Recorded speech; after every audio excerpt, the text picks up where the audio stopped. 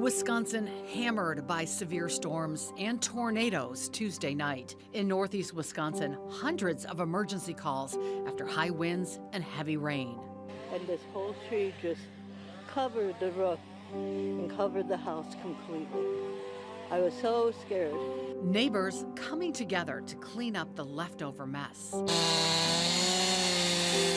And choosing to be grateful despite the circumstances. I'm just glad that I was okay.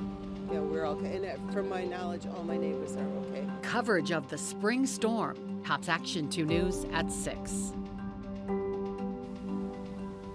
And good evening. Thanks for joining us. Parts of northeast Wisconsin still cleaning up tonight after Tuesday's severe weather. National Weather Service confirming tornadoes did touch down elsewhere in the state last night. Officials still investigating exactly what hit Kaukauna, which was hit very, very hard. Let's get our team coverage tonight, beginning with the Samantha Cavalli in Kaukauna, where the emergency responders there are documenting the damage. Here, residents in Kaukauna are assessing the damage. As you can see behind me here, one of these large trees here on the corner of Law and Division uprooting and hitting this home over here. Luckily, no one was injured. Cleanup is underway in Kaukauna after last night's severe storms, which brought heavy rain and strong winds.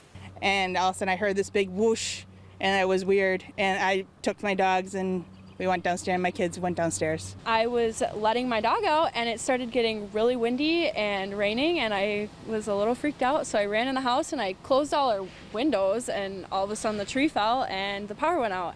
Alyssa Jansen tells me multiple branches on a tree in her front yard fell and blocked the road. With the help of some friendly neighbors, Jansen says they were able to move the tree out of the way. Right now, the community emergency response team is out and they're taking pictures of the damage, and we can see a pretty distinct line just cutting through the whole city. The Roundhouse Manor sustained significant damage to its roof, leading to more than 50 people being displaced.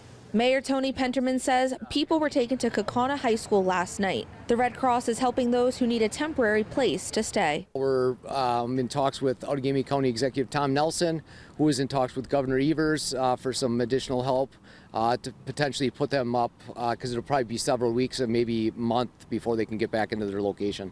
In Kaukauna, Samantha Cavalli, Action 2 News.